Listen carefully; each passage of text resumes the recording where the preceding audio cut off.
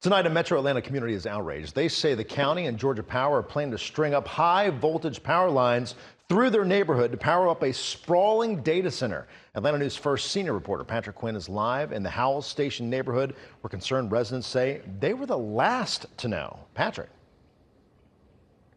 And Blair, we're taking you right to the source of the concerns of neighbors right here in this forward. You see the trees? That's where these power lines would go. Neighbors say this brings environmental concerns, health concerns, also public safety risks with the Fulton County Jail right there. Neighbors say Fulton County right now, they're prioritizing power, and if the trees go, their sense of community could go with it. It's just a beautiful space to, just get out and enjoy nature. But now we're going to have power lines.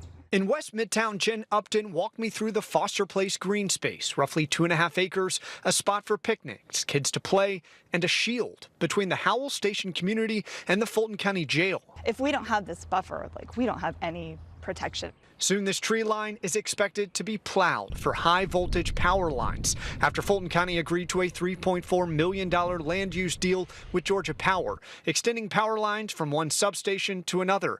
Why are more lines needed, and why are there two substations within a half mile of each other? County legislation said it's to improve efficiency through the community. Neighbors say there's a higher power. Number one, because of our proximity to the data center. That's the whole reason that this is happening. Quality Technology Services, or QTS, calls itself a mega data center on 99 acres, drawing 278 million watts of power. Behind that, there's a couple dumpsters and loading docks and things. For Sabrina Cowan, there are drawbacks. Expanding the power grid means exposing her home. Noise, lights, announcements, foot traffic. We're concerned about access to our homes from the jail. The county agreed to the deal in March. The legislation said there were no issues from the community.